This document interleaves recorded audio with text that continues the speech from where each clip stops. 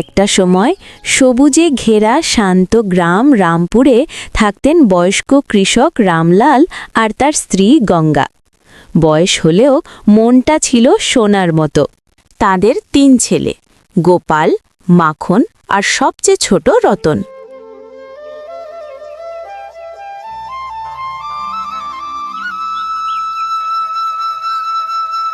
তিনজনেরই বিয়ে হয়ে গেছে।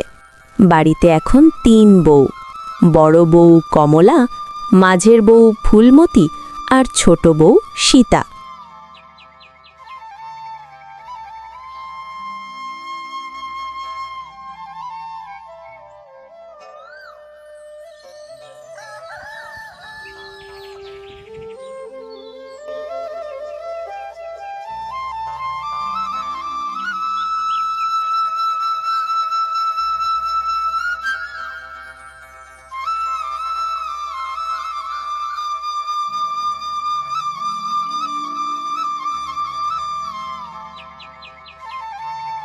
প্রতিদিন ভোর হতেই ছোট বউ সীতা ঘুম থেকে উঠে বাড়ির সব কাজ সামলাতে শুরু করত। উঠান পরিষ্কার, গরুকে খাওয়ানো, শ্বশুর শাশুড়ির নাস্তা সবই সে ভালোবাসা দিয়ে করত।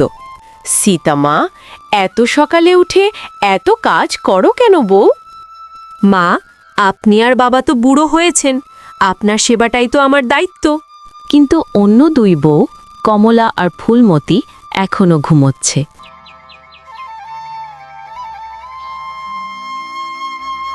আরে সীতা, তুমি কি কাজের মেয়ে নাকি?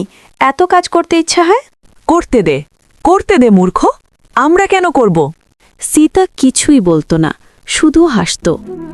কিন্তু রামলাল ও গঙ্গা ভিতরে ভিতরে কষ্ট পেতেন।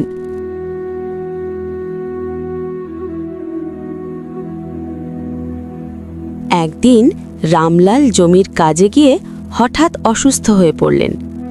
বাড়িতে ফিরতেই সবাই চিন্তায় পড়ল।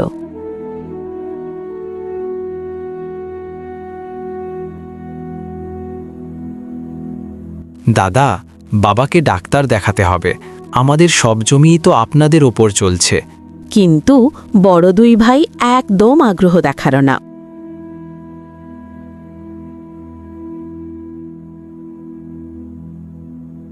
এখন টাকা কোথায় পাবো?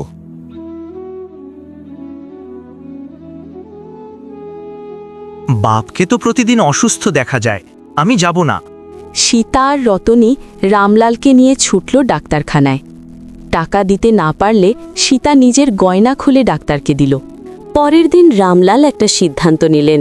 তিনি 3 ছেলেকে ডেকে বললেন, আমি বুড়ো হয়ে গেছি, 3 জনে ভাগ করে জমি নাও। শুনেই কমলা আর ফুলমতির চোখ চকচক করে উঠল।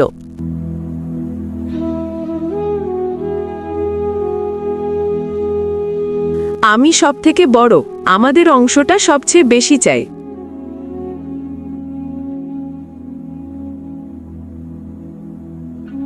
হ্যাঁ হ্যাঁ, ছোটদের কেন দেব? কিন্তু সীতা শান্তভাবে বলল, বাবা, আমরা আপনার সেবা করার জন্যই আছে, জমি নিয়ে আমরা ঝগড়া করব না। রামলাল চুপ করে সব দেখছিলেন।